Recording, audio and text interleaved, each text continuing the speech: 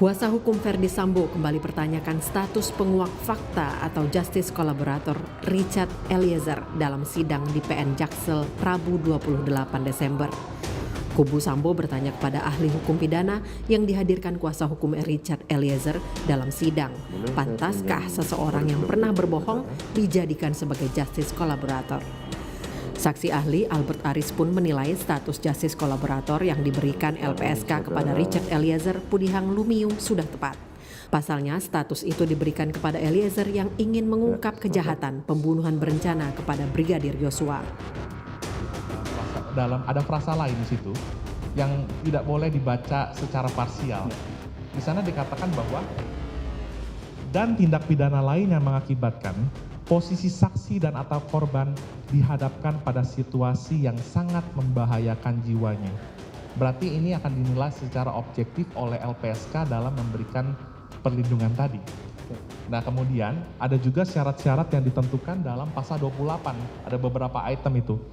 Di antaranya itu kan misalnya bukan pelaku utama dalam tindak pidana yang diungkapkan. Makanya saya tadi sampaikan sebenarnya nggak ada kaitannya ini perlindungan saksi dan korban dengan penyertaan tadi. Karena dua hal atau two something different ya.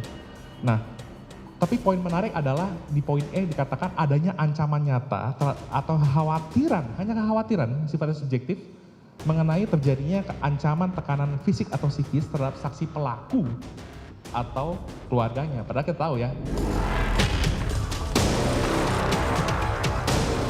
Sementara itu, Lembaga Perlindungan Saksi dan Korban LPSK juga kembali membela posisi Richard Eliezer sebagai justice collaborator. Sejauh ini LPSK melihat peran Eliezer sangat besar dalam membongkar skenario Sambo. LPSK juga menilai kubu Sambo bermaksud menyudutkan Eliezer untuk mempengaruhi persidangan. Itu masih upaya pembelaan dari pihak terdakwa FS agar semua keterangan Baradae yang memberatkan tentunya buat FS itu bisa dilegitimasi atau tereliminasi dengan pernyataan bahwa Baradae tidak memenuhi kriteria sebagai justice collaborator. Jadi peran atau kontribusi Baradae dalam mengungkap perkara ini maupun skenario yang dikembangkan oleh FS itu sangat besar. Sebelumnya, ahli hukum pidana Universitas Andalas Elwi Daniel yang dihadirkan kubu Sambo Selasa 27 Desember menyebut pelaku utama tindak pidana tak layak sebagai justice kolaborator. Menurut saya pelaku utama itu adalah pelaku yang perannya sangat signifikan dan menentukan di dalam melakukan peristiwa pidana beserta akibatnya itu. Ya, kalau di dalam tindak pidana pembunuhan misalnya, siapa yang menusuk pakai pisau, siapa yang menembak dan sebagainya. Nah, kalau pihak-pihak yang melakukan perbuatan material itu berarti dia memiliki kedudukan yang signifikan. Sehingga dengan demikian menurut pendapat saya orang yang berkedudukan seperti itu tentu tidak layak untuk diposisikan sebagai justice collaborator. Soal adanya beda pendapat ahli hukum pidana tersebut, pihak Eliezer tak mempersoalkan.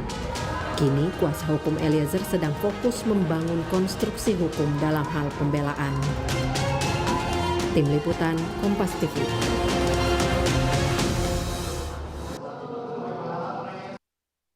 Status terdakwa Richard Eliezer atau Baradae sebagai justice collaborator diperdebatkan dalam sidang pembunuhan berencana Yosua. Selain pada Senin lalu, pada Rabu kemarin ini juga disinggung oleh kuasa hukum Verdi Sambo. Mengapa status ini diperdebatkan, padahal jelas LPSK tidak meragukannya. Nah, apakah ini salah satu strategi dari kubu Verdi Sambo agar meringankan dakwaan Verdi Sambo sendiri? Kami akan membahasnya bersama Wakil Ketua Lembaga Perlindungan Saksi dan Korban atau LPSK, ada Bang Edwin Partogi. Dan juga ada ahli hukum pidana dari Universitas Al-Azhar, Profesor Suparji Ahmad. Selamat pagi, Prof. Suparji. Selamat pagi, Bang Edwin. Pagi. Selamat pagi, terima kasih sudah bergabung bersama kami. Selamat pagi, Mas Parji. Pagi. Saya mungkin langsung ke Bang Edwin dulu menjawab bahwa ini tampaknya sudah dua kali setidaknya dari penasihat hukum Verdi Sambo mencoba untuk menggoyang status justice collaborator dari Richard Eliezer. Saya yakin LPSK sendiri sudah memiliki dasar hukum untuk menentukan dan memberikan perlindungan kepada Richard Eliezer sebagai seorang justice collaborator. Mungkin bisa disampaikan juga bagaimana proses yang sudah dilewati oleh Richard Eliezer sehingga LPSK bisa jatuh pada penentuan Eliezer ini layak mendapatkan bantuan dari LPSK sebagai seorang justice collaborator. Ya, Bang Timothy, menurut saya agak sulit posisi pengacara FS ya untuk memutar balik situasi dengan mengeliminasi atau melegitimasi posisi Baradae sebagai JC. Karena yang merasakan manfaat dari JC tentu pertama yang membuat dakwaan yaitu jaksa penuntut umum. Kedua, hakim yang membuat terang peristiwa seperti apa dan kemudian nanti akan mengambil keputusan dengan vonisnya. Jadi yang dilakukan oleh pengacara FS dengan upaya untuk membuat bahwa Baradae tidak layak sebagai JC itu hanya untuk memberikan konsumsi publik saja. Gitu. Ya. Secara hukum Jadi tidak terlalu ada pengaruhnya gitu? Secara hukum menurut saya sejauh ini sih saya sering katakan arahnya ini sudah jelas. Jadi secara hukum sih nggak ada keraguan ya. Apa keterangan Baradae ketika di persidangan, bagaimana sikap jaksa dan hakim terhadap Baradae dan terhadap 4 terdakwa lainnya itu sudah terang. Gitu loh. Jadi tidak ada kekhawatiran dari proses hukum ya, hanya saja kan ini upaya untuk membangun opini publik saja dari posisi pengacara FS untuk membangun keseimbangan bahwa ini semuanya berdosa, semuanya bersalah. Ya memang begitu.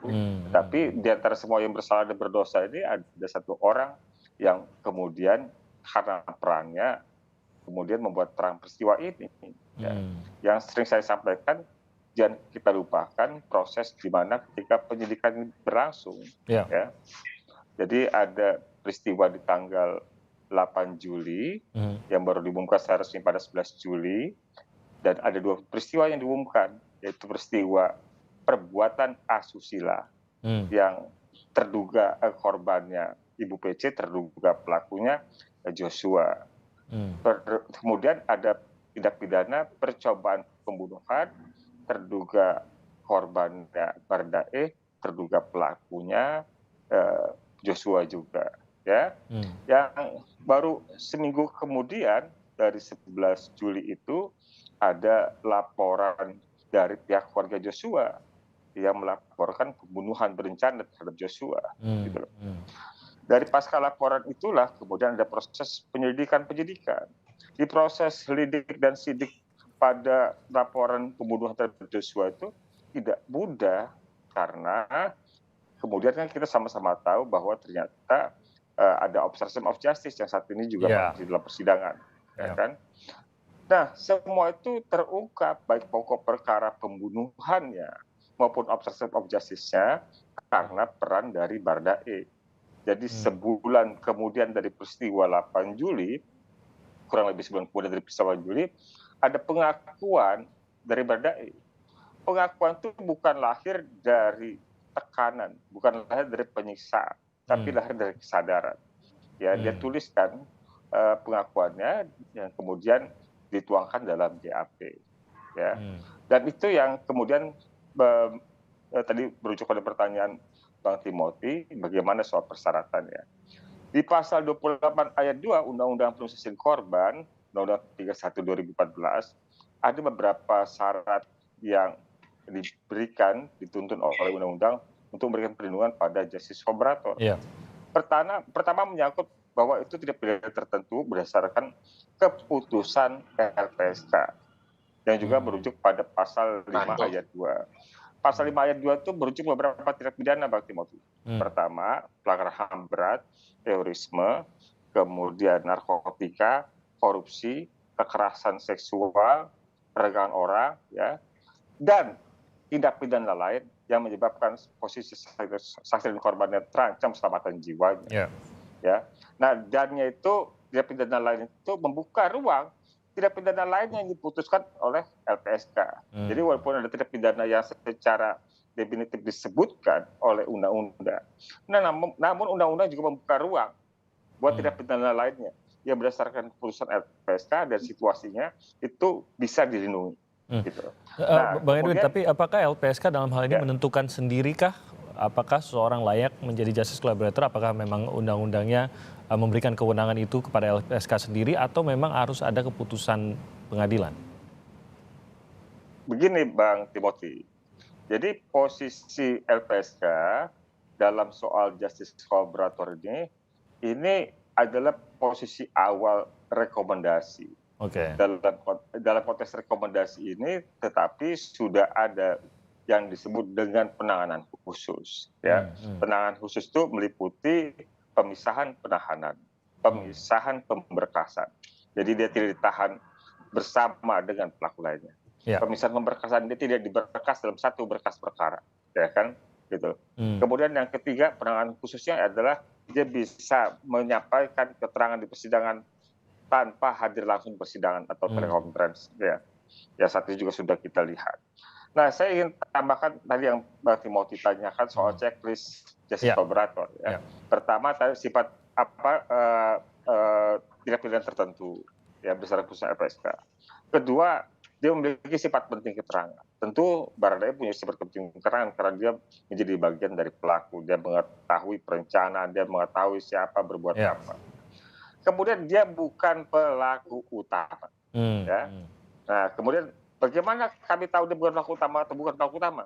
Dan kami tanya kepada Baradae, kami tanya kepada penyidik. Ya, hal itu yang membuat kami menjadi jelas bahwa peran Baradae menurut penyidik begini, menurut Baradae juga seperti yang sebagaimana diceritakan, klop, ya sesuai.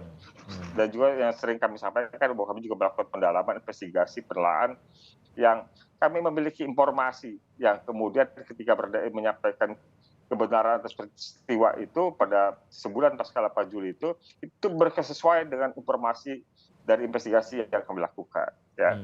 Yang lain yaitu bukan pelaku utama, ya. Kalau dalam konteks kejahatan ekonomi atau korupsi misalnya ada dia kemauan untuk mengembalikan aset dari kejahatan. Ya.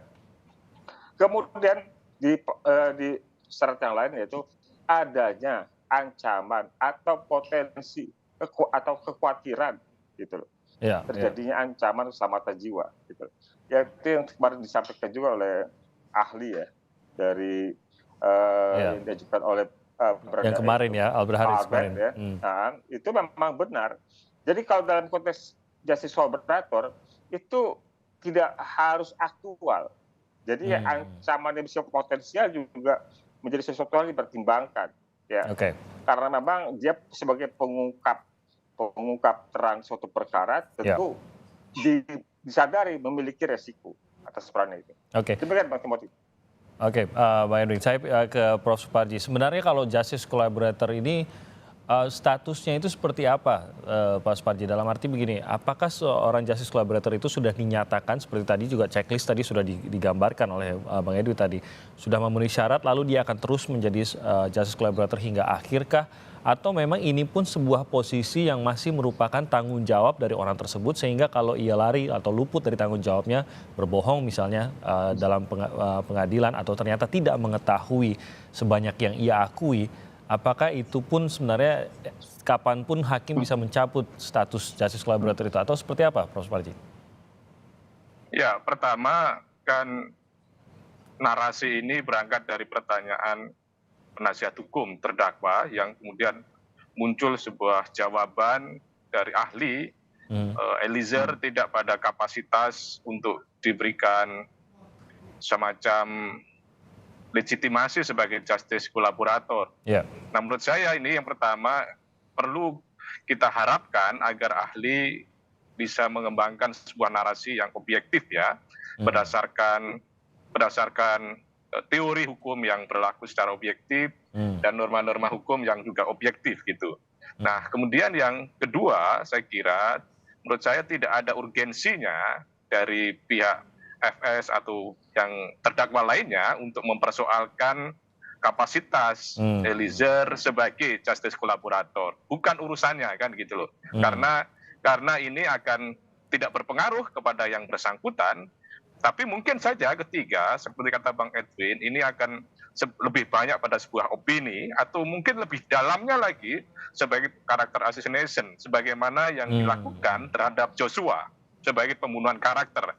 Karena narasi-narasi yang selama ini berkembang kepada pihak yang tidak satu kubu itu kemudian dikembangkan narasi-narasi yang negatif. Ya. Padahal sebenarnya tidak menguntungkan posisi hukum Ferdy Sambo juga sebenarnya gitu ya.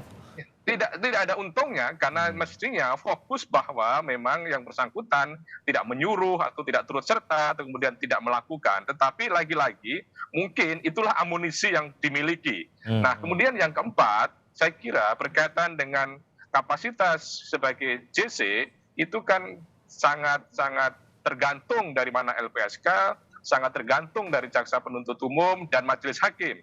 Dalam konteks LPSK adalah bagaimana memberikan perlakuan khusus. Dan ini sudah dilakukan oleh LPSK. Ada penahanan khusus, ada metode sidang khusus, dan lain sebagainya. Saya kira ini sudah dilakukan. Nah, tahap berikutnya adalah nanti tentunya jaksa akan menilai apakah memang Eliezer ini berkualifikasi sebagai JC. Untuk itu tentunya akan mendapatkan semacam tuntutan yang lebih ringan dibandingkan ketika dia tidak JC.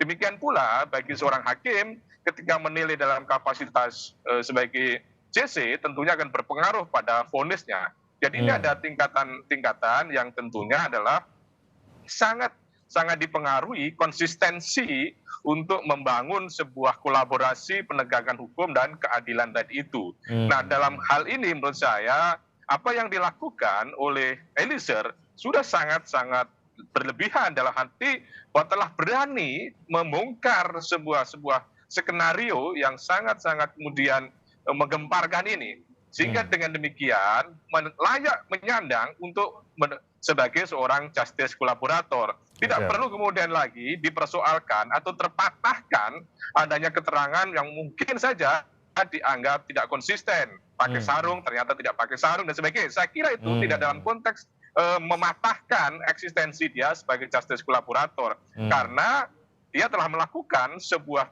perbuatan, sebuah tindakan yang membongkar adanya perbuatan tersebut, telah berkolaborasi dengan penegak hukum yang pada mulanya kesulitan untuk membongkar misteri tersebut. Dan melalui Eliezer lah ini terbongkar gitu loh ya. Tadi Prof Anda mengatakan bahwa kalau secara hukum, secara persidangan sebenarnya ini tidak terlalu banyak berpengaruh begitu, apalagi sampai menguntungkan Ferdy Sambo. Mungkin lebih kepada opini masyarakat yang ingin dibentuk oleh tim pengacara dari Ferdy Sambo begitu. Nah, tanggapan dari Richard Eliezer sendiri atau tim kuasa hukum atau penasihat hukum dari Richard Eliezer sendiri seharusnya bagaimana? Apakah harus menanggapi status yang dipertanyakan ini mengingat toh ternyata tidak berpengaruh juga dalam proses persidangan, LPSK tetap pada jalurnya, persidangan tetap pada jalurnya juga. Harus menjawabkah mungkin dengan ahli mereka juga untuk membenarkan posisi Richard Eliezer ini atau sebenarnya terus saja udah dengan pembuktian-pembuktian yang ingin mereka hadirkan terlepas dari keraguan kubu Sambo terhadap status JC ini? Ya, menurut saya tidak terlalu kemudian menyambut dari pernyataan-pernyataan yang kemudian dianggap mengganggu tentang status JC tadi itu. Lebih baik fokus kepada upaya-upaya pembelaannya. Bahwa yang bersangkutan kemudian adalah karena melaksanakan perintah jabatan. Tetapi juga itu harus hati-hati tentang perintah jabatan. Karena apa? Karena perintah jabatan itu dalam konteks kewenangan yang bisa kemudian menghapuskan pidananya. Tetapi ketika itu bukan sebuah kaitannya dengan sebuah kewenangan, tidak menghapuskan pidananya. Dalam arti ini kan perintah untuk menghajar ya, perintah kemudian menembak dan sebagainya. Nah ini kan sebuah perintah yang mestinya itu adalah tidak bisa diikuti karena ini bukan kewenangan, bukan dalam arti untuk membela kepentingan umum dan lain sebagainya. Jadi fokus di situ, tetapi kemudian juga harus proporsional sehingga orang tidak a priori juga pembelaan-pembelaan yang kemudian secara serta-merta, secara gegabah atau kemudian seolah-olah ini kan orang menjadi sakit hati semua masyarakat ini. Dalam arti apa? Lima-limanya tidak ada yang mau bertanggung jawab, ibaratnya kan seperti itu. Eliezer tidak mau bertanggung jawab karena hanya menuruti perintah. Yang satu tidak mau tanggung jawab karena tidak menyuruh untuk menembak. Yang tiga tidak mau tanggung jawab karena tidak melakukan apa-apa. Nah ini kan faktanya Joshua sudah tewas gitu loh. Terus kemudian tidak yang mempertanggungjawabkan, ini mencederai rasa keadilan bagi Joshua, bagi keluarga, bagi masyarakat itu. Artinya apa? Pembelaan ya pembelaan, tetapi harus proporsional lah gitu loh ya. Gitu. Ya. Oke, baik.